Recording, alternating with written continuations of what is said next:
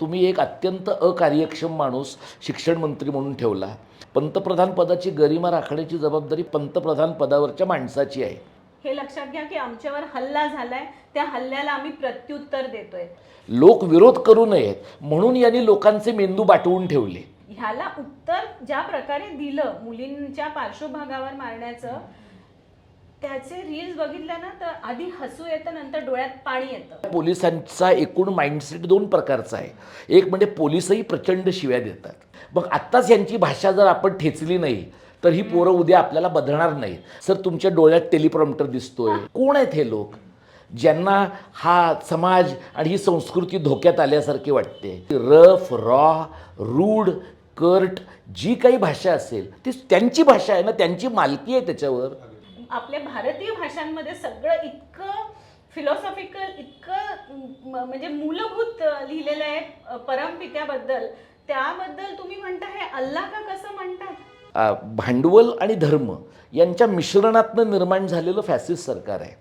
जंतर मंतरवरच्या आंदोलनानं मोदी सरकारला झुकवलं आणि 24 वर्षांच्या मोदींच्या कारकिर्दीमध्ये, 24 वर्ष म्हणजे जेव्हापासून ते गुजरातचे मुख्यमंत्री होते तेव्हापासून पहिल्यांदाच त्यांना एखाद्या लोक आंदोलनातून आपल्या मंत्र्याचा राजीनामा घ्यावा लागलेला आहे. आता या सगळ्यातनं उत्तर कसं द्यायचं या कोड्यात असलेल्या लोकांनी आता जेनझीच्या भाषेबद्दल बोलायला सुरुवात केलेली आहे. आणि या संपूर्ण आंदोलनामध्ये खरं तर जेनझीची ही विरोधाची भाषा हे या आंदोलनाचं फार ठळक वैशिष्ट्य राहिलेलं आहे. पूर्वी जेव्हा लोक सरकारच्या विरोधात बोलायचे तेव्हासुद्धा दबकत बोलायचे. आंदोलनांची एक ठरलेली चौकटीची भाषा होती. पण या आंदोलनानं मात्र हे सगळं मोडीत काढलं आणि त्यामुळं या जेनझीच्या भाषेबद्दल जरा सविस्तरपणे चर्चा होणं आवश्यक आहे. त्याला काउंटर करणारे आता जणू आपली संस्कृती या भाषेमुळं बुडते आहे अशा पातळीवरती येऊन टीका करायला लागलेले आहेत. खरं तर कुठल्याही आंदोलनाला बदनाम करण्यासाठी अशी लेबलं शोधली जातात. शेतकरी आंदोलनाला खलिस्तानी ठरवलं गेलेलं होतं. NRCच्या शाहीनबागच्या आंदोलनामध्ये सुद्धा असेच मुद्दे आलेले होते. आणि या आंदोलनामध्ये काही सापडत नाही म्हटल्यानंतर ही सगळी खेळी सुरू झालेली आहे का याची पण चर्चा आपण करूयात. माझ्यासोबत या भाषेच्या मुद्द्यावरती बोलण्यासाठी दोन खास गेस्ट आहेत. डॉक्टर दीपक पवार, मराठी भाषा केंद्राचे आणि एकूणच भाषेच्या चळवळीचे कार्यकर्ते आहेत. तुम्ही सगळे त्यांना ओळखताच. आणि भक्ती चपळगावकर मुक्त पत्रकार आहेत. वेगवेगळ्या वृत्तपत्रातून त्या लिखाणसुद्धा करत असतात. सुरुवात करूयात. काय खरंच खूप वेगळी भाषा होती का, इतकी टोचणारी होती का की ज्याच्यामुळं आता या भाषेवरनं उत्तरं यायला लागलेली आहेत? असं आहे प्रशांत की मोदींच्या ज्या 24 वर्षाच्या कारकिर्दीचा तुम्ही उल्लेख केलात त्यात पहिल्यांदा मोदींना कुणाची तरी भाषा जी खटकली किंवा शब्द खटकला तो वाजपेयींचा खटकला होता. जेव्हा ते असं म्हणाले होते की तुम्ही राजधर्म पाळला पाहिजे. पण राजधर्म हा शब्द त्यांना खटकला पण त्यांनी राजधर्म पाळला नाही. त्यानंतर गेल्या 12 वर्षामध्ये त्यांनी कुणाला 50 करोड की गर्लफ्रेंड म्हटलं, आणखी कोणाला काँग्रेसची विधवा असं म्हटलं. आणि त्याही पलीकडे जाऊन ज्या लोकांना ते फॉलो करतात त्या मंडळींनी लोकांना काय काय प्रकारच्या शिव्या दिलेल्या आहेत याची जर सूची काढली तर लोकांना धक्का बसेल अशा प्रकारची परिस्थिती आहे. पण तो धक्का का बसत नाही? कारण आपण ज्या प्रकारच्या माणसांना फॉलो करतो त्यांची एकूण लायकी ती आहे हे मोदींनाही माहिती आहे. त्यामुळे या लोकांच्या भाषेबद्दल त्यांना फारसा आश्चर्य नाही वाटत. आता ह्या जेनझी मुलामुलींच्याबद्दल लोक काय म्हणतात की ह्या सावित्रीबाईंच्या लेकी आहेत पण ह्यांच्या भाषेवर काही कंट्रोल नाही आहे. आता सावित्रीबाईंच्या ह्या लेकींच्या भाषेवर कंट्रोल नाही असं आपण एक क्षणभर असं मान्य करू. मग सावित्रीबाईंच्या लेखींनी तिथं अथर्वशीर्षाचं पठण केलेलं चालतं आहे का? सावित्रीबाईंच्या लेकींनी वाड्यामध्ये जाऊन तिथं वटसावित्रीची पूजा केलेली चालते का? आणि ही जी सगळी मुलं मुली आहेत ही सगळी मुलं मुली आधीच्या पिढीतल्या लोकांच्यापेक्षा वेगळ्या पद्धतीनं आंदोलन करतात. म्हणजे आधी जेव्हा लोक आंदोलन करायचं तेव्हा लोक काय म्हणायचे, सरकार हमसे डरती है पुलिस को आगे करती है, किंवा ये अंदर की बात है पुलिस हमारे साथ है. आता दिल्लीतल्या पोलिसांच्याबद्दल हे कसं म्हणता येईल तुम्हाला? ज्यांनी पोरांना धरून धरून मारलेलं आहे, लोकांना त्या काठ्यांमध्ये खिळे घालून मारले, अशा लोकांच्या बाबतीमध्ये तुम्हाला म्हणताच येणं शक्य नाही. मग मुलांनी जे शब्द वापरले, ज्या शिव्या वापरल्या, तर त्या सगळ्या शिव्या मुलांच्या आत्ताची जी नवी पिढी आहे त्यांच्या तोंडात रेग्युलर वापरण्यात येणारे हे शब्द आहेत. म्हणजे ते त्यांनी पंतप्रधानांच्याबद्दल वापरले म्हणून ही भाषा अशोभनीय आहे, त्यामुळे आपल्या संस्कृतीला बट्टा लागला असं लोकांना वाटतं. पण पंतप्रधानांच्या कर्तृत्वाने देशाच्या संस्कृतीला लागलेल्या बट्ट्याचं काय? 15-20 वर्षाच्या मुलांनी समजा काही चुका केल्या असं वादापुरतं आपण मान्य करू, तर त्या मुलांच्या चुका कशातून तुम्हाला घडलेल्या दिसतात? तुम्ही एक अत्यंत अकार्यक्षम माणूस शिक्षण मंत्री म्हणून ठेवला, त्या माणसाला नीटसारख्या एका अत्यंत कॉम्पिटिटिव्ह परीक्षेचे पेपर फुटल्यानंतर काय करावं हे सुचत नाही आणि तो अत्यंत निलाजरेपणाने त्याचं समर्थन करतो. या बाबतीमध्ये ज्या मुलांची आयुष्य अफेक्टेड आहेत त्या माणसांनी सार्वजनिक व्यासपीठांवरनं आपली भीती झुगारून 4 शब्द उच्चारले, तर हे घडलं कशामुळे याचा तुम्ही विचार कराल का? त्या मुलांच्या तोंडून आलेल्या शब्दांमुळे पंतप्रधान पदाची गरिमा राहिलेली नाही म्हणून लोकांना त्रास होतो. पंतप्रधान पदाची गरिमा राखण्याची जबाबदारी पंतप्रधान पदावरच्या माणसाची आहे. रात्री 2 वाजता येऊन तुम्ही इंस्टाग्रामवर तरुण मुलांच्या पद्धतीने रील करता आणि तुम्ही एखादा छोटासा व्हिडिओ करता. तुमचं प्रायमरी काम काय आहे? तुमचं प्रायमरी काम देश चालवायचं आहे, ते तुम्ही नाही केलं, पोरांना रस्त्यावर आणलं. तर ही आपलीच मुलं आहेत ना. जर ही आपल्या घरातली मुलं आहेत तर आपल्या घरातल्या मुलांना तुम्ही चीनचा एजंट म्हणता, पाकिस्तानचा एजंट म्हणता.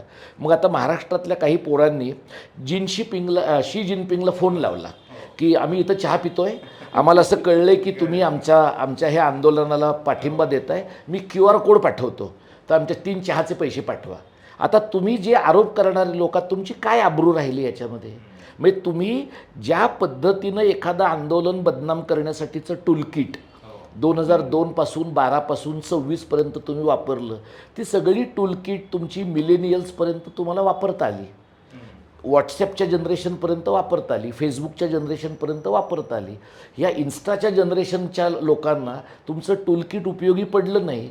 याच्याबद्दल तुम्ही आत्मपरीक्षण करणार आहात का या मुलांना शिवीगाळ करणार आहात?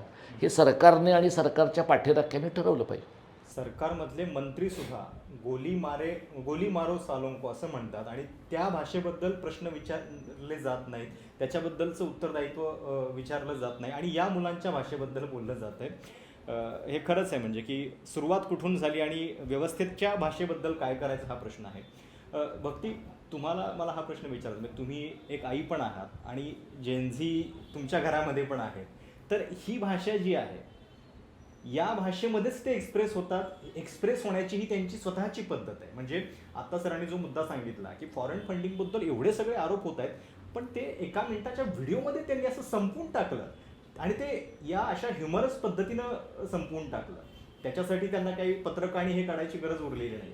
तर हे त्यांचं वे ऑफ एक्सप्रेशन तुम्ही घरामध्ये पण बघत आलेला आहात, काय वैशिष्ट्य वाटतं? सो माझ्या घरात जेन झी पण आहे, जेन अल्फा पण आहे. त्या दोघांकडेही जर बघितलं तर ते अतिशय सडेतोड उत्तरं देतात, अतिशय कमी भाषेत बोलतात, जास्त अलंकारिक बोलत नाहीत. दुसरी गोष्ट, एक आई म्हणून मी असं म्हणून की भाषा ही वेगवेगळ्या प्रकारे व्यक्त होते. मी त्यांच्याशी बोलले नाही ही एक प्रकारची भाषा आहे, मी त्यांच्याशी कोणत्या भाषेत बोलते ही भाषा आहे. हिंसक मी जर वागले, मी मारलं त्यांना, तर ती पण एक भाषा आहे. त्याच्यातून संवाद होतोय, त्याच्यातून काहीतरी मी त्यांना एक संदेश देतेय. मग आपल्याकडे एक अशी एक खूप ठाम समजूत आहे की मोठी माणसं असतील ना, मग त्यांचं ऐकलंच पाहिजे. मग त्यांनी ते कसेही वागले, त्यांनी अत्याचार जरी केले तरी तुम्ही सहन करा, कारण तुम्ही लहान आहात त्यांच्यापेक्षा. ह्या समजुतीला त्यांनी तर तडा दिला नाही. मुलं तलवारी घेऊन उभी राहिली का? त्यांनी त्यांची भाषा, म्हणजे मी जेव्हा काही मुलांना विचारलं की तुम्हाला काय वाटतं भाषेबद्दल, तर ते म्हणाले हे आंदोलन आहे. आमच्यावर कोणी गोळीबार करत असेल तर आम्ही दिवाळी साजरी नाही करत आहोत इथे, किंवा आम्ही कुठला सण साजरा नाही करत आहोत की आम्ही शांत हसून खेळून कुणाच्या पाया पडायला जाऊ. आमच्यावर हल्ला झालाय, हे लक्षात घ्या की आमच्यावर हल्ला झालाय, त्या हल्ल्याला आम्ही प्रत्युत्तर देतोय. काही 4 सडकी मुलं सोडून द्या तुम्ही, प्रत्येक ठिकाणी ती असतील तशी. समर्थनही आपण वाईट भाषेचं करू शकत नाही. पण आता सगळ्यात आरोप होतोय की पोस्टर्समध्ये लैंगिक क्रियांचा उल्लेख केला गेला. त्या आरोपाबद्दल ती जर त्यांची एक्सप्रेस करायची भाषा असेल, त्यांनी उत्तरं दिलेली आहेत. ओके, आणि ह्याच प्रकारे लैंगिक क्रियांचा आणि आई बहिणींचा वापर करून आपले राजकीय नेते, खासदार जे समाजाने मान्य केलेले नेते आहेत, ते संसदेत बोलतात, ते संसदेच्या बाहेर बोलतात, स्वतःला साधू साध्वी म्हणवणारे लोक म्हणतात, एखाद्या जाती धर्माविषयी बोलताना सुद्धा ते तसे उल्लेख करतात, लैंगिक उल्लेख करतात. आपण आपली भाषा सुधारावी ना आधी, मग आपण त्यांना म्हणूयात की अरे हे चुकीचं आहे. घरामध्ये कोण मुलं बोलतायत? नाही बोलत आहेत. बाहेर रस्त्यावर जेव्हा त्यांना पेलेट गनचा सामना करावा लागतोय, जेव्हा त्यांच्या मुलींना मोलेस्ट केलं रस्त्यात, आणि पोलिसांचे व्हिडिओ आहेत की ते काठ्या महिलांच्या म्हणजे असं पार्श्वभागावरती लावतात, म्हणजे हे एक प्रकारचं सेक्शुअल. हो ना, एक्झॅक्टली, ही हिंसक भाषा नाही. याच्याबद्दल कोणी बोलताना दिसत नाहीये. सर, म्हणजे जेव्हा मोदी सरकार सत्तेत आलं, सोशल मीडियाच्याच जोरावरती अर्थात, आणि त्यावेळी त्यांनाच सोशल मीडियाचं तंत्र माहिती आहे अशी स्थिती होती. आता काळ बदललेला आहे. आता 2026मध्ये हेच शस्त्र त्यांच्यावरती उलटताना दिसतंय. आणि कंट्रोल कसं करायचं बहुधा, म्हणजे 20 तारखेनंतर जो लाठीमार झाला ना, त्याच्यानंतर हे सेंटिमेंट घरामध्ये पोहोचलं प्रत्येक, आणि त्याचा मुकाबला कसा करायचा याचंच उत्तर बहुधा व्यवस्थेला सापडलं नाही. ही जी रचना झाली सोशल मीडियाची, तुम्हाला त्याच्याबद्दल काय वाटतं? आता ह्या मंडळीने काय केलं की म्हणजे एकतर मुळात मुलांचं आंदोलन एवढं मोठं होईल असं सरकारला वाटलं नाही. सरकारला सर्वसाधारणपणे असं होतं की 2-4 दिवस काहीतरी करतील. जंतर मंतरवरची माणसं स्वतःसाठी वापरण्याचा ह्यांना दीर्घ अनुभव आहे, त्यामुळे ह्यांनी ते आधी करून पाहिलं, त्यामुळे आत्ताही करता येईल. आणि जंतर मंतरच्या बाहेरचं नॅरेटिव्ह पण आपल्याला कंट्रोल करता येईल अशी यांची धारणा होती. त्यामुळे जेव्हा जंतर मंतरवर ह्यांनी पोस्टर पाहिलं की you फक्ट with the wrong generation, आता हे अत्यंत साधं वाक्य आहे.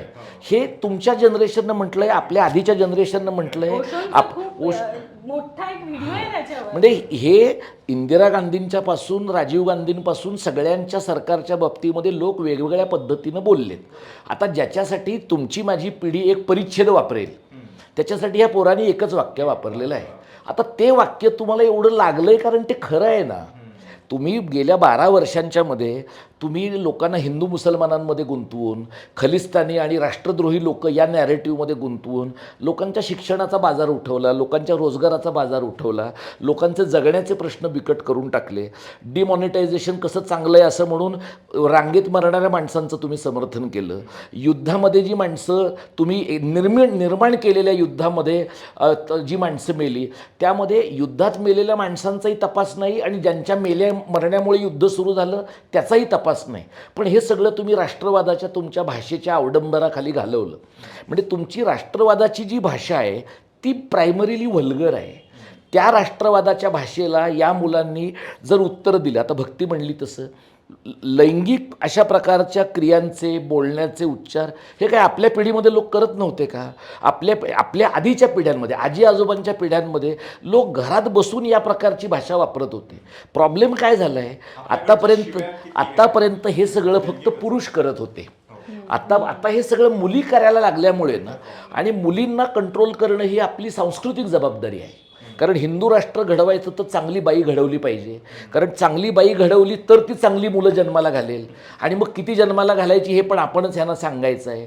त्यामुळे ह्यांना ते नॅरेटिव्ह करण्यासाठी ह्यांच्याकडची जी पोरं आहेत, बजरंग दलाची, विश्व हिंदू परिषदेची, ह्यांची हे दंगल आणि दंगलपूर्व काळामध्ये किंवा दंगलोत्तर काळामध्ये लोकांना ज्या पद्धतीनं वागवतात, म्हणजे एखाद्या बाईवर बलात्कार झाला तर बलात्कार करून तुरुंगात गेलेल्या माणसांचा बाहेर आल्यावर तुम्ही सत्कार करता, ही काय भाषा आहे? म्हणजे तुम्ही काही त्या माणसांच्या सन्मानार्थ तुम्ही भाषणं करता, तितकं तर काही घाण या मुलांनी केलेलं नाही ना. म्हणजे तुम्ही बलात्कार करणं आणि एखाद्या समाजामध्ये जेनोसाईड घडवून आणणं याचं तुम्ही सामूहिक समर्थन करण्याची राजकीय भाषा तयार करून त्याच्यावर सत्ता मिळवली, आणि त्याच्या बळावर तुम्ही 400 पार जाण्याचा प्रयत्न करत होता.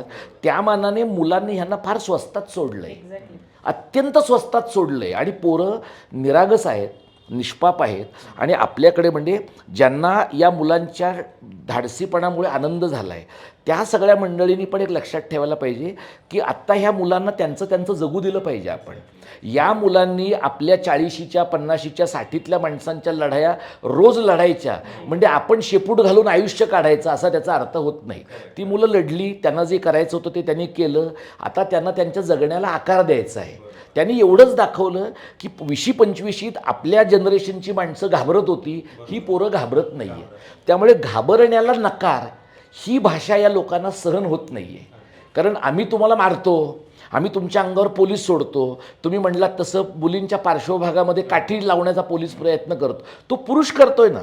त्या दिल्लीतल्या पोलिसाची मानसिकता ही गायपट्ट्यातल्या पुरुषाची मानसिकता आहे ना.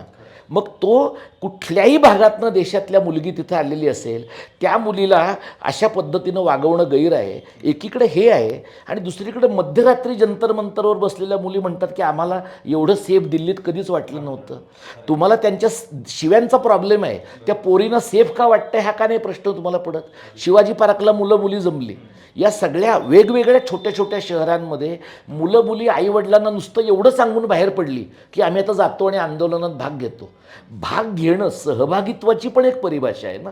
तर ह्या सहभागित्वाच्या परिभाषेचा यांना त्रास का होतोय. सारखेच लोक आपल्या विरुद्ध उठले तर आपलं 1000 वर्षाचं हे नवं राईश जे उभं राहणार आहे ते कसं राहणार. लोक विरोध करू नयेत म्हणून यांनी लोकांचे मेंदू बाटवून ठेवले. ते व्हॉट्सॲपने पाठवले, ते फेसबुकने पाठवले. आता समाज माध्यमच यांच्यावर उलटून यांनी पाठवलेले मेंदू प्युरिफाय करणारी भाषा पोराने आणली. त्यामुळे हे काउंटर नॅरेटिव्हचा त्रास आहे यांना. दीपक सरांनी हा जो मुद्दा मांडला की शिकवण कोणाला दिली जाते तर मुलींना दिली जाते. पहिल्यांदा संस्कृतीचे पाठ त्यांना द्यायचे. आता जंतर मंतरवरती मी पण 4-5 दिवस होतो. या आंदोलनाचं वैशिष्ट्यच हे आहे की मुलींचा इतक्या हिरिरीनं सहभाग. आणि तिथं जे पोस्टर्स होते त्याच्यामध्ये त्या सांगत होत्या की आमचे सॅनिटरी पॅड सुद्धा इतके लीक होत नाहीत जेवढा तुमचा पेपर लीक होतोय. आणि या भाषेमध्ये एक बिनधास्तपणा आहे, ट्रान्सपरन्सी आहे की ज्या गोष्टींबद्दल बोलायचं त्याच्यात लाज कसली. म्हणजे ज्या आपल्या म्हणजे जीवनक्रियेचा भाग आहेत त्याच्याबद्दल बोलण्यात काय लाज. म्हणजे हा त्यांचा एक त्याच्यातला ॲटिट्यूड होता. तर हेच केलं जाते. पहिल्यांदा टार्गेट मुली. हो, म्हणजे काय आहे की आता जे काही अचानक कसं आहे की हा हल्ला होणं अपेक्षित होतं समाज माध्यमांवर, की मुलं जिंकली हे कबूल नाही करणार. बरं, हे राजकारणाच्या पलीकडे जाऊन बघा की मुलांना त्रास झाला, त्यांनी फाईट केलं, त्यातलं राजकारण बाजूला जरी ठेवलं तरी 70% तरी मुलं अशी असतील की जी स्वतःला व्यक्त करायला या आंदोलनात आली होती. त्यांचा कॉज कधी निर्माण झाला, त्यांचा असं त्यांना का वाटलं आंदोलनात सहभागी व्हावं, जेव्हा पोलिसांनी मुलींना मारलं. हे लक्षात घ्या. पेलेट गनचा मे बी दुसऱ्या दिवशी व्हिडिओ आले, फोटो आले, पण पहिल्या दिवशी मुलींना मारण्याचे मोठ्या प्रमाणावर व्हिडिओज आले आणि मुलं सगळी ती आली. आणि आता जे काही चर्चा होती आणि मला वाटत नाही त्याच्याकडे ती मुलं पण लक्ष देत आहेत, ती अशी आहे की अशा मुलींना तुम्ही सुना बनवणार. मी म्हणेन जी मुलगी त्या पोलिसांच्या बंदुकांना न म्हणजे माझा मुलगा, मी त्याला काही सांगणार नाही की कुणाशी लग्न कर किंवा करू नकोस, पण समजा जर त्याने अशी कोणी मुलीशी लग्न केलं तर मी का नाही म्हणणार नाही की अरे बाबा तुझं आयुष्य आहे, तू जग, तुझ्या मार्गाने जग. म्हणजे सगळं मुलींवर. त्याच्यात सुद्धा शिव्या मुली देऊ शकत नाहीत, कारण शिव्या ह्या बायकांबद्दल दिल्या जातात. सगळ्या शिव्या आई बहिणींवरून तयार केल्या जातात. हे आपण पिढ्यानपिढ्या, दीपक म्हणाले तसं आपण पिढ्यान पिढ्या ऐकत राहिलोय हे, की घरोघरी आई बहिणीवरून शिव्या दिल्या जातात, त्या समाजमान्य. आणि मुली समोर येऊन शिव्या द्यायला लागल्या. मी म्हणते शिव्या देऊ नका, पण ह्याच्यातही तुम्ही मुलगा मुलगी असा भेद कसा करता. आणि ह्याला उत्तर ज्या प्रकारे दिलं मुलींच्या पार्श्वभागावर मारण्याचं, त्याचे रील्स बघितल्या ना तर आधी हसू येतं, नंतर डोळ्यात पाणी येतं. कारण एक मुलगा म्हणतोय की आधी आम्हाला जेव्हा मारायचे, आधी आंदोलनं कशी असायची, जेव्हा पार्श्वभागावर मारायचे तेव्हा राग यायचा. आता आम्ही काय म्हणतो असं म्हणून त्यांनी नर्सरी राईम लावली आहे, these are my private parts, आणि ह्याला हात लावू नका. हे असं उत्तर देत आहेत. ते काही मारत नाहीत पोलिसांना जाऊन, ही भाषा वापरता येते. ते नर्सरी राईम ही त्यांची आजची भाषा. हे का नाही दिसत आहे कुणाला. किंवा मुली मुंबईतल्या आणि पुण्यातल्या अनेक मुली पोलीस ऑफिसर्सच्या शेजारी जाऊन I am a good girl officer, हे जे ट्रेंडिंग गाणं त्यांनी केलं होतं, की शेवटी पोलीस त्यांना रिस्पॉन्स म्हणून त्या जर म्हणायचे, आता पुढे काय म्हणायचं तर पोलीस म्हणायचे I am a good girl officer. हे चाललंय, लक्षात घ्या. पद्धतच बदलून टाकली. पद्धत बदलली. म्हणजे तुम्ही गप्प बसला, तुम्हाला त्या मुलांना तेव्हा उत्तर देता आलं नाही, म्हणून आता तुम्ही तुमच्या पिढीला योग्य असं विश्लेषण करत आहात, तुम्ही झालेल्या घटनेवर एक निबंध लिहित आहात, तुम्ही त्याचा रिसर्च आता करणार आहात की काय आपल्या समाजासमोर संकट उभं राहिले, खरं संकट जाणून घ्या, मुला मुलींशी बोला, आणि जर ते चुकीचं वागत असतील तर कदाचित ते तुम्हाला सांगतील सुद्धा, जर ऍक्च्युअल बोललात तुम्ही काय तर. आणि जसं मी इंट्रोडक्शन मध्ये म्हटलं की प्रत्येक आंदोलनामध्ये असं एक लेबल शोधलं गेलेलं आहे, म्हणजे शेतकऱ्यांना सुद्धा खलिस्तानी म्हटलं गेलं होतं. इतर कोणी आंदोलन केले की लगेच ते देशद्रोही असतात. काश्मीरी लोकांचं तर दुःख वेगळंच आहे. इथं या आंदोलनामध्ये एक आवडीचं जे हत्यार असतं की हिंदू मुस्लिम पटकन करता येईल का, त्याच्यानंतर यांना म्हणजे ह्यांच्या काही गोष्टी काढता येतील का, कास्ट अँगल शोधता येतील का, असलं बहुधा काही सगळं फेल झालं. आता ह्यांनी काय केलंय, भक्तीने सांगितलं तसं आता निबंध प्रसवायला सुरुवात केली आहे त्यांनी. हे तर चांगलं झालं, मुलांच्या मागण्या योग्यच होत्या, मुलांना न्याय मिळायलाच हवा होता, पण हे असं वागणं बरं नाही. पंतप्रधान पदाची गरिमा राखली पाहिजे. आणि आता भक्तीने सांगितलं तसं अशी मुलगी आम्ही करून घेणार नाही. अरे पण त्या पोरी तुमच्या मुलाशी का लग्न करतील? जर तुमच्या घरातली सासू आणि सासरे इतके भयानक असतील तर ती मुलगी आयुष्यभर एकटी राहणं पत्करेल तुमच्या घरात लग्न करण्याच्या पेक्षा. तर म्हणजे मुलीने सून व्हायला पाहिजे, मुलीला लग्न करून कुठंतरी आणायचं आहे, हे आता ह्या पिढीतल्या मुलांना सांगण्याची गरज नाही आहे. ते ह्याच्या पलीकडचा विचार करतायत, हे ह्या अंकल आणि आंटी लोकांना माहिती नाही आहे. याचं कारण त्यांनी पुढचं काही वाचलंच नाही आहे, पुढचं काही पाहिलं नाही. आणि दुसरा ह्यांचा प्रॉब्लेम काय झाला आहे की ह्यांच्यातले जे धाडसी कोट अनकोट लोक आहेत ना, ते दरवाजा भूमिगत धाडसी लोक आहेत. म्हणजे पोलीस लांब असताना दगड फेकणारे, पोलीस लांब असताना त्यांना शिवीगाळ करणारे, किंवा दंगलीच्या वेळेला पोलिसांची मदत घेऊन मारामाऱ्या करणारे, नाव न घेता सोशल मीडियावरती शिवाय देणार असं म्हणणारे. आता यांचं काय झालंय, एक मुलगी पोलिसांचं हेल्मेटला हात लावते, ती समोरासमोर त्याच्या नजरेला नजर देऊन उभी आहे. एक मुलगी पोलिसांच्या गाडीला हात देऊन उभी आहे. दिल्लीमध्ये ज्या पोलिसांनी मारहाण केली त्यांना जाताना पोरं फुलं देत आहेत आणि तुमच्या घरी जाऊन सांगा की आज आम्ही मुलांना मारलं म्हणून. पुण्यामध्ये मुलं पोलिसांना सांगतायत की अंकल वी लव यू. आता हे जे आहे ना, हे आपल्या पोलिसांना पण कळत नाही आहे, कारण आपल्या पोलिसांचा एकूण माइंडसेट दोन प्रकारचा आहे. एक म्हणजे पोलिसही प्रचंड शिव्या देतात, म्हणजे पोलिसांनी कोणीतरी शिव्या देतं याच्याबद्दल आक्षेप घेणं हाच विनोदी भाग आहे, इतक्या शिव्या पोलीस देतात. पण पोलिसांचं काय झालं आहे, पोलीस एकतर हुकुमाचे ताबेदार आहेत, दुसरे म्हणजे ते अत्यंतिक पितृसत्ताक आहेत. त्याच्यामुळे पोलिसांना पुरुषांना मारण्यामध्ये तेवढा आनंद नाही आहे जेवढा बाईला धोपटण्यामध्ये आहे. हे विशेषतः नॉर्थचे पोलीस जे आहेत. त्यामुळे या पोलिसांना बायका आपल्या अंगावर पण येत आहेत आणि बायका आपल्याला एका अर्थाने डिमॉरलाइज पण करून टाकतायत, हातात फुलं देत आहेत.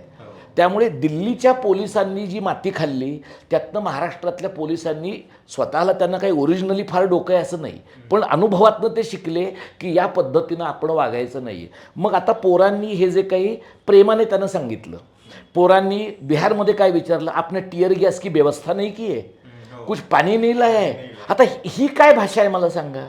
टीयर गॅस की व्यवस्था नाही की आहे असं म्हणून वॉटर कॅनन सोडल्यावर पोरं रेन डान्स म्हणून नाचली आहे. ही ॲक्शन हीच त्यांची भाषा आहे ना. पोरांनी त्यांना हे पण दाखवून दिलं. आणि ते जेव्हा बॅरिकेड लावले, ते बॅरिकेड घेऊन पोरं नाचत सुटलेली आहेत सगळीकडे. दोऱ्या लावल्या तर रशी उडी असं दोऱ्या लावून टग ऑफ वॉर खेळत आहे. हे अनाकलनीय आहे व्यवस्था चालवणाऱ्या लोकांना. म्हणजे आपण मारू, लोक पळून जातील, लोक थांबणारच नाहीत, लोक दुसऱ्या दिवशी येणारच नाहीत, हे यांच्या अपेक्षेच्या पलीकडं घडलं.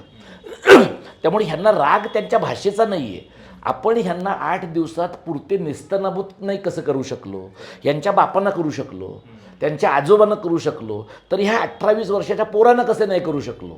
आणि आत्ता नाही करू शकलो, मग पुढची 10-20 वर्ष ह्यांच्याच जीवावर आपल्याला सत्तेत राहायचं आहे. मग आत्ताच ह्यांची भाषा जर आपण ठेचली नाही तर ही पोरं उद्या आपल्याला बदलणार नाहीत. म्हणून हे अंकल आंटींचं हे रुदन चालू आहे, हे रुदाली गायन जे चालू आहे ना सगळं, ते हे आहे. त्यांचं दुःख काय आहे की आपण मरेपर्यंत आणि पृथ्वीच्या अंतापर्यंत आपल्या विश्वगुरूची सत्ता राहावी, हा त्यांच्या मोक्षाचा भाग आहे. ते त्यांना दिसतंय की कदाचित हे सगळा हा बाजार उठेल, आणि हा बाजार म्हाताऱ्यांमुळे नाही उठणार. हा बाजार कदाचित तरुणांकडनं आलेल्या प्रेरणेने मध्यमवयीनांना लाज वाटून उठेल. ह्यामुळे ह्या पोरांची बदनामी हा त्यांचा सिंगल पॉईंट अजेंडा आहे. आपले कवी, आपले कथाकार, संघ आणि भाजपच्या परिवाराने सोडलेले निवेदक, वृत्तनिवेदक, हे सगळे लोक, म्हणजे चॅनलच्या लोकांना सुद्धा पोरांनी जेव्हा तुम्ही गोदी मीडियावाले आहात त्यांनी हॅरास केलं. ह्याच्या केवढ्या बातम्या लावल्या ह्यांनी, म्हणजे सगळ्या नॉर्थच्या लोकांनी लावल्या, इकडच्या लावल्या, पण रुबिका लियाकत, चित्रा त्रिपाठी आणि अंजना कश्यप या लोकांनी जी माती गेल्या काही वर्षात खाल्ली आहे, ते जर मैदानात आले असतं तर पोरांनी धोपटलंच असतं त्यांना. आणि ज्या एका पत्रकाराला पोरं गोदी मीडिया असं म्हणाली, नंतर त्याची माफी मागितली ना 2 दिवसांनी त्यांनी. मग हे तुम्ही नाही का दाखवणार? म्हणजे त्या पोरांनी 2 दिवसात माफी मागितली, तुम्ही तर 12 वर्षात नाही मागितली भारतीय समाजाची माफी. म्हणजे त्या पोरांना माफीची पण भाषा कळते आणि तुम्हाला फक्त मगरुरीची भाषा कळते. हा फरक लक्षात घ्यायला पाहिजे ना. आणि तुम्ही जे म्हणालात की जी उदाहरणं दिली विरोध करताना सुद्धा, म्हणजे त्याचा एक कार्निवल दिसत होता त्याच्यामध्ये. ते असं ह्यानं करत नव्हते, म्हणजे निराशेनं, हताश होऊन एवढ्या लाठ्या खाल्ल्या, एवढं अत्याचार पोलिसांनी केले तरी त्यांचा म्हणजे उत्साह, जोश जो आहे तो कमी झालेला नव्हता. म्हणजे आत्ता काय चालू आहे, या मंत्र्यांच्या राजीनाम्यानंतर त्या मुलांनी काही पार्टी केली तर त्याचे व्हिडिओ हे करून सांगितलं जातंय की बघा हे लोक आता कसे वागतायत आणि वगैरे. तिथं मंत्री काय करतायत, मंत्री अशा पद्धतीने जी भाषा बोलतात त्याच्याबद्दल कोणी विचारत नाही. मुलांच्या कडनं मात्र अकाउंटेबिलिटीची अपेक्षा आहे. मध्यंतरी आपल्याकडे पण खूप मंत्र्यांचे कुठल्या गेस्ट हाऊसेस मधले व्हिडिओ आले होते, काय झालं होतं. सो आपण म्हणजे काय कुठलं, बरं तुम्ही असं म्हणता की पंतप्रधान पदाची गरिमा राखली नाही या मुलांनी, मग ते पंतप्रधान रात्री 12-1ला येऊन व्हिडिओ करतायत. पहिली गोष्ट, ते राजीनामा म्हणजे जरी प्रधानांनी स्वतःहून दिला असं जरी असेल तरी देखील ते पहिल्यांदा ह्या सरकारमध्ये कुणी राजीनामा देतंय म्हणजे दखल घेतंय. म्हणजे चानूनी गोल्ड मेडल मिळवलं, डोळ्यात पाणी, अरे मणिपूरची मुलगी आहे ती आणि तुम्ही मणिपूरकडे लक्ष देत नाही, हे तुमचं रेकॉर्ड आहे. पण ह्या मुलांनी तुम्हाला ते बदलायला लावलंय. मग हे इंस्टाग्रामवर येत आहेत, हे मुलांना चांगले संवाद साधायचा प्रयत्न करा तुम्ही. त्याच्यातून तुम्हाला काही मिळालं, त्याच्यातून तुम्ही मुलांकडून काही शिकला, देशाचं भलं होईल. पण तुम्ही ते वेगळा मार्ग स्वीकारतायत, पुढच्या बाजूनी ह्यांना सगळं मुलांचं ऐकतोय, FIR मागे घेतोय आणि मागच्या दरवाजानी मुलं कशी चुकीची आहेत, मग मध्ये मध्ये ते पिल्लू सोडायचं. हे म्हणजे काय स्क्रिप्टेड वाटतंय हे सगळं. ज्या पद्धतीनं मोदी सरकारच्या विरोधात ही मुलं लढली त्याच्यातनं एका गोष्टीचं उत्तर मिळालेलं आहे का, की स्पष्ट भूमिका, आधेमध्ये इकडून हे सांभाळत ते सांभाळत आम्ही राजकारण करू, हे आता चालणार नाही. तुम्हाला जर लढायचं असेल तर इतक्या स्पष्टतेनं, इतक्या पारदर्शक पद्धतीनं उभं राहावं लागेल. हा एक भारतातल्या आणि राज्यातल्या आपल्यासुद्धा सगळ्या राजकीय पक्षांना सुद्धा हा धडा आहे की तुम्ही काठावर उभे राहून सकाळी मोदींना भेटायचं, संध्याकाळी इंडिया आघाडीत जाऊन चर्चा करायची, असं 2 डगरींवर पाय ठेवून तुम्हाला काही करता येणार नाही. आणि या तरुण मुलांच्या भाषेमधनं, आता भक्तीने सांगितलं तसं, पंतप्रधानांना इन्स्टावर यायला लावलं. आता खरं पंतप्रधानांकडे केवढी मोठी फौज असेल त्यांना इन्स्टावर काही करायचं झालं तर. पण स्वतः आणि पंतप्रधानांनी त्यांचा जो इन्स्टावरचा व्हिडिओ केला आहे त्याच्यानंतर पोरांनी केलेले जे पॅरलल व्हिडिओ आहे, त्या पॅरलल व्हिडिओमध्ये पोरं म्हणतात, सर उसमें आपका टेलीप्रॉम्प्टर दिख रहा है, सर आपको इतना पास नहीं बैठना चाहिए, आपका एडिटर काम नहीं कर रहा है क्या, इतना बड़ा पॉज नहीं चलता है, सर आप मेरी हेल्प ले सकते हो. म्हणजे तुम्ही स्वतःला टेक्नोसॅव्ही असं म्हणण्याचा प्रयत्न करता. लोकांना कळतं, म्हणजे लोक काही खुळे नाही आहेत, लोकांना कळतं की तुम्ही शून्य टेक्नोसॅव्ही आहात, तुम्ही कितीही म्हणायचा प्रयत्न केला तर. पण तुम्ही डिजिटल मायग्रंट जनरेशनशी आत्तापर्यंत बोललात, तुम्ही आता डिजिटल नेटिव्ह जनरेशनशी बोलताय, ज्यांचा जन्मच मोबाईलवर झालेला आहे, ज्या पोरांच्या हातातला पहिला सोशल मीडियाचा हँडल इन्स्टाचा आहे, त्या पोरांशी तुम्ही बोलता तर ती पोरं तुमच्या कंटेंटकडे येतच नाहीत, कारण त्यांना माहिती आहे की तो थुकरट आहे. ती तुमच्या टेक्निकवरच बोलतायत. आता मग तुम्ही हे तर पोरांनी तुम्हाला प्रेमाने सांगितलं की नाही, सर तुमच्या डोळ्यात टेलिप्रॉम्प्टर दिसतोय, तुम्ही पॉज घ्या, तुम्ही एवढं नसतं जवळ बसायचं. आता हे पोरांनी प्रेमाने सांगितलं आहे. हे प्रेमाने सांगितल्यानंतर ही भाषा पण तुम्हाला खटकते.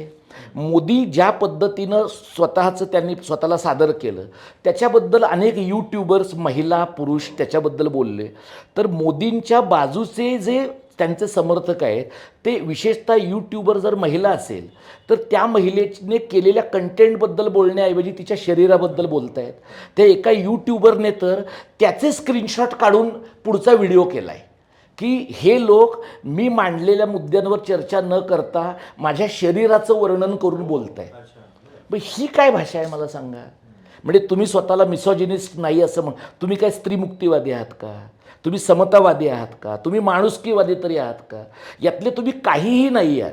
पण फक्त मुलांनी मात्र तुमची संस्कारी विशुद्ध भाषा आणि जे लोक हे करतायत ना सोशल मीडियावर सुद्धा, यांची एकदा वर्णवारी पण काढली पाहिजे ना. कोण आहेत हे लोक ज्यांना हा समाज आणि ही संस्कृती धोक्यात आल्यासारखी वाटते? आपल्या साखर खाल्लेल्या नटापासून भारतरत्नापर्यंत सगळे लोक आहेत. ते नरोवा कुंजरोवा भूमिकेत आहे. तुम्हाला लाजा वाटत नाही? तुम्ही 2 वाक्य नाही बोलू शकत? अनेक सेलिब्रिटी या सगळ्या याच्यामध्ये गप्प बसले, जे अण्णांच्या आंदोलनाच्या वेळी फार तावातावानं ट्विंकल खन्नाचा एक छोटा व्हिडिओ मी पाहिला. त्याच्यात ती असं म्हणली की ह्या मुलांचं मला कौतुक वाटतं आणि मी अशा मुलांची आई आहे. ट्विंकलला जे कळतं ते मोदींना आंबा खायचा चोखून कापून ते सांगणाऱ्या अक्षय खन्नाला कळत नाही, अक्षय कुमारला कळत नाही, अमिताभ बच्चनला कळत नाही. म्हणजे तुम्ही शेपूट घालून बसलेल्या लोकांची जी जनरेशन आहे तिने इतरांच्या भाषेचं कशाला कौतुक करायचं? पाठीचा कणा नसलेल्या लोकांची भाषा अलंकारिक असली, तिच्यात खूप सौंदर्य मूल्य असलं, तिच्यात खूप इस्थेटिक सेन्स असला तर ती काय भाषा चाटायची आहे? त्यामुळे या मुलांची रफ रूड कर्ट जी काही भाषा असेल ती त्यांची भाषा आहे ना, त्यांची मालकी आहे त्याच्यावर. त्यांच्या मालकीसहित स्वीकारली पाहिजे ती भाषा. आपल्याला त्यांच्याशी डीलच करायचं आहे ना. भक्ती म्हणली तसं माझ्या घरात एक मुलगी आहे अशी, मला तिच्या भाषेशी, ती मराठी माध्यमात शिकलेली मुलगी आहे, मिश्र भाषेत बोलते कारण तिचा सगळा पियर पूर्णतः इंग्रजी बोलणाऱ्या लोकांचा कॉलेजातला आहे. आता ही अशी मुलं बोलत राहणार ना. ती मुलं पण ती जसं भक्तीनं सांगितलं तसं ही सगळी मुलं 3-3, 4-4 दिवस इथं शिवाजी पार्कच्या आंदोलनात गेली. त्यांना याच्या अगोदरच्या कुठल्याही आंदोलनात नाही जावं असं वाटलं, आत्ता वाटतंय. म्हणजे त्यांना 17-18व्या वर्षी गळ्याशी आलंय आपल्या असं वाटण्यासारखी परिस्थिती निर्माण केल्याबद्दल तुम्ही त्यांची माफी मागाल की नाही?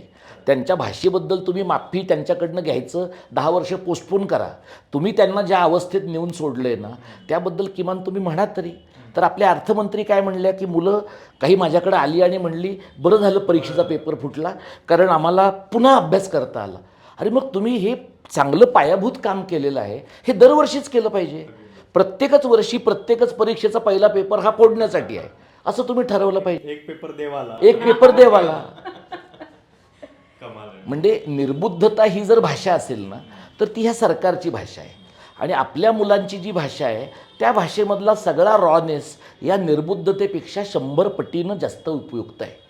नाही आणि हुशार आहे ती मुलं. म्हणजे दीपकचाच मुद्दा पुढे नेऊन मी म्हणते की माहिती ज्या मुलांकडे आहे, तुम्ही बस नाम रहेगा अल्लाह का हे म्हणतात म्हणजे हे मुसलमान करणारे देशाला. म्हणजे ज्या फैज अहमद फैजनी ते काय कशासाठी लिहिलं, क्रांतीचं ते गीत झालं हम देखेंगे. नाही आणि त्या ह्याच्यामध्ये गाण्यामध्ये बस नाम रहेगा अल्लाह का, जो हाजिर है, जो गायब भी, जो नाजिर है, जो मंजर भी, असं म्हटलंय की जो ईश्वर, एक तर अल्लाह या शब्दाला पुल्लिंगी स्त्रीलिंगी पण नाहीये, इतका तो सर्वव्यापी आहे. आणि तो अरेबिकमध्ये तो इतर धर्मात पण वापरला जातो. हे म्हणजे जे काही तुम्हाला बेसिक माहिती हवी, तुम्ही अल्लाह म्हणजे मुस्लिम, बरं ठीक आहे, तुम्हाला त्याच्या पुढे जाऊन तुम्ही जर आधी हुशार लोक होते आपल्याकडे, गदी माडगुळकरांचे ना, देव स्वये जगन्नाथ, देव अगाधी अनंत, देव सगुण निर्गुण, देव विश्वाचे कारण. अरे हे तुकारामांच्या पर्यंत गेला तर तुम्ही म्हणजे अजूनही तुम्ही एवढी समृद्ध मराठी भाषा आहे. आपल्या भारतीय भाषांमध्ये सगळं इतकं फिलॉसॉफिकल, इतकं म्हणजे मूलभूत लिहिलेलं आहे परमपित्याबद्दल. त्याबद्दल तुम्ही म्हणता हे अल्लाह का कसं म्हणतात? म्हणजे ह्याला तुम्ही एकतर तुम्ही निर्बुद्ध असण्याचा आव आणताय आणि तुम्ही एकच प्रकारचा मेसेज करताय किंवा मुलांकडून शिका की 80च्या दशकात पाकिस्ताननी क्रांतिगीत म्हणून लोकप्रिय केलेलं गाणं ही आज भारतात का म्हणताय, हे शिका तुम्ही. मुलाखतीच्या शेवटाकडे आता काय म्हणजे हा निर्णायक टप्पा वाटतोय तुम्हाला एकूण या मोदी सरकारच्या? आता आपण 2026 मध्ये आहोत.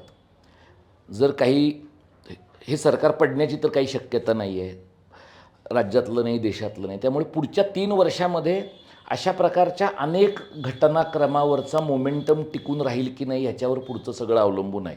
या मुलांनी त्यांचा एक जो रोल आहे तो त्याच्यात पार पाडला. एका अत्यंत रोगट आजारी आणि बौद्धिकदृष्ट्या कुपोषित अशा प्रकारच्या डिस्पेन्सेशनशी तुम्ही भांडणं, व्यवस्थेशी भांडणं, हे काही या मुलांना कळलं म्हणून ते भांडले असं नाही. त्यांना मनस्ताप खूप झाला आणि त्यामुळे त्यांची ती उत्स्फूर्त रिॲक्शन आहे. आता ती उत्स्फूर्त रिॲक्शन आल्यानंतर त्यांच्या पद्धतीने ते जगत वागत राहतील. उरलेल्या समाजानं आता हे आपल्या अंगावर घ्यायला पाहिजे. ते जर नाही अंगावर घेतलं ना तर मुलांची परीक्षा आहे म्हणून मुलं आता त्या परीक्षेच्या वेळेला मुलांनी आंदोलनं केली परीक्षेच्या बद्दल, तर लोक काय म्हणले, यातले कोण परीक्षेला बसलेत? जे मुलं नीटला होती, जी मुलं नीटला बसली त्यांनी तर पुढची परीक्षा पण दिली, ते तर पुढे पण गेले. हे सगळे एवढ्या वयाची काही मुलं असतात का? जसं JNUमध्ये कन्हैया कुमारने आंदोलन केलं तेव्हा एवढं काय कोणी PhD करतं का? यांनी बाप जन्मात कधी नीट काही सिरियसली केलेलंच नाही आहे. त्यामुळे 3 वर्ष 5 वर्ष 7 वर्ष बसून एखाद्या विद्यापीठात एखादा माणूस अभ्यास करू शकतो हे ह्यांना माहितीच नाही आहे. त्यामुळे बुद्धिमांद्य हा ज्यांच्या संघटनात्मक आयुष्याचा गाभा आहे त्या लोकांना माणसाने विचार केला तरी प्रॉब्लेम आहे, माणसाने नाही विचार केला तरी त्यांना प्रॉब्लेम आहे.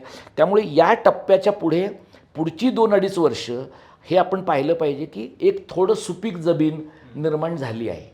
थोडं सरकार हलू शकतं हे लोकांना दिसलं आहे. पण हे जे सरकार आहे ना हे भांडवल आणि धर्म यांच्या मिश्रणातनं निर्माण झालेलं फॅसिस्ट सरकार आहे. हे त्याच्यामुळे आत्ता ते मुलांशी जसं वागलेत, आता मुलं आपापल्या घरी जायला लागल्यानंतर त्यांनी त्यांच्या मागे पोलीस लावलेले आहेत. आणि जंतर मंतरवर असताना जेवढा समाज त्यांच्या मागे होता ना तेवढा समाज पोरं आपापल्या गावी गेल्यानंतर असेलच याची शाश्वती नाही आहे. आता ते सुडानं वागतील आणि यानंतरच्या काळामधल्या आंदोलनांमध्ये ते दमनशक्ती सर्वाधिक पद्धतीनं वापरून पाहतील. त्यामुळे यांची सगळ्यात मोठी भीती ना भाषा हा त्यांच्या सुपरस्ट्रक्चरचा भाग आहे. त्यांची मूळ भीती पैसा जाईल, सत्ता जाईल आणि धार्मिक नियंत्रण सुटेल याच्या प्रकारचं आहे. त्यामुळे पुढची 2-2.5 वर्ष अत्यंत तणावाची, संघर्षाची असतील. हे लोक एकतर स्वतः नीट जगणारे नाहीत, कारण अस्वस्थ आणि असंतुष्ट जमात आहे ही सत्तेतली, आणि उर्वरित समाज असंतुष्ट राहिला तरच तो ह्यांचा मांडलिक राहील हे यांना माहिती आहे. त्यामुळे हा संघर्ष करत राहावा लागेल. तो फक्त एकरेषीय नाही असू शकणार, तो मल्टीलिनियर अनेक रेषीय संघर्ष असेल अशी आशा आहे की या भाषेपासून आणि या संघर्षातनं सुरू झालेली गोष्ट यांना पुरतं नेस्तनाबूत करून संपेल. शेवटची कमेंट. कॉक्रोच जनता पार्टीला मी ह्याचं योग्य श्रेय देऊन सुद्धा म्हणेन की हे आंदोलन नंतर मुलांनी हातात घेतलं. हा एक छोटा उठाव होता त्यांचा व्यवस्था विरुद्धचा. ह्या व्यवस्थेला विरोध करण्यासाठीचं सरकार त्यांना एक तर किरकोळ गोष्ट होती, आधीच जर राजीनामा आला असता पण आम्ही राजीनामा घेणार नाही, आमच्या विरुद्ध तुम्ही उभे राहू शकत नाही, ह्या दर्पोक्तीतून तो सगळा प्रकार घडला. आता असं आहे की ह्या मुलांनी आंदोलनच करत राहावी की त्यांनी पुढचे त्यांचे मार्ग शोधायचेत, हाही प्रश्न आहे. दुसरं असं आहे की बाकीचे पॉलिटिकल पार्टी काय करतायत, त्यांच्यावर सगळं भविष्य अवलंबून आहे. आपल्याकडे तुम्ही पक्ष सोडता, तुम्हाला विकत घेतात, तुम्ही लोकप्रतिनिधी म्हणून या पक्षाचे म्हणून येतात, त्या ह्याच्यात जाता, तुम्ही जरी दुसरे बाहेर राहता तरी तुम्ही भाजपकडून सगळी मदत घेता, तुम्ही तुमच्या अडाणी माझे भाऊ आहेत म्हणता, या परत तुम्ही म्हणता विद्यार्थ्यांना माझा पाठिंबा आहे. तुम्ही जबाबदारीने वागात तर देश आहे. मुलं ही लीडर्स नाहीयेत आपल्याकडे. ह्याच्यातून म्हणजे नाही एक झालं होतं ना की बऱ्याच जणांना वाटलं होतं की हे आंदोलनांचं जग संपलं, आता ह्या देशामध्ये चळवळी होणार नाहीत. हा आमचा काकांचा समज जो आहे तो खोटा ठरलाय. आणि एक प्रकारे जो एक लेफ्टिस्ट थॉट असतो तो भले म्हणजे राजकीय दृष्ट्या कालबाह्य वाटत असेल, पण इथं जे दिसलं त्याच्यामध्ये पण एक वेगळ्या पद्धतीचा लेफ्टिस्ट थॉट आहेच. तो आपण आंबेडकरवादी जय भीम लोक म्हणजे जय भीम हा शब्द सर्व प्रकारच्या चळवळींच्या केंद्रस्थानी आणणं ही भाषा आहे की नाही. ह्या लोकांना जी ॲलर्जी आहे ना ती ही पण आहे. त्यांना मार्क्स लेनिनपेक्षा आंबेडकरांची ॲलर्जी जास्त आहे. आता प्रॉब्लेम असा आहे की ते बोलता नाही आहेत. यांच्या पॉलिटिक्स ऑफ ॲप्रोप्रिएशनमध्ये यांना बाबासाहेब पण प्रातस्मरणीय करायचे. त्यांना शक्य झालं तर ते लेनिनला पण करतील, पण त्यांना तेवढं अजून जमेना झालं आहे, त्यांच्यात बौद्धिक तेवढी ताकद नसल्यामुळं. पण त्यामुळे ही भाषा बदलणं हे यांचं मेजर काम आहे पोरांचं. तर आंदोलन ऐतिहासिक होतं, त्या आंदोलनानं दाखवलेली ताकदसुद्धा तितकीच महत्त्वाची आहे. पण त्याला बदनाम करण्यासाठी अशा पद्धतीनं काही जे मुद्दे उपस्थित केले जात आहेत त्याच्यात आता भाषेचा मुद्दा आलेला होता, म्हणून आपण ही सगळी चर्चा केली. खूप चांगले मुद्दे तुमच्या या सगळ्या संवादातनं समोर आलेले आहेत. तुम्हाला ही चर्चा कशी वाटली, तुमच्या काही सूचना प्रतिक्रिया असतील तर आवर्जून कळवा. चॅनल सबस्क्राईब करायला विसरू नका. धन्यवाद.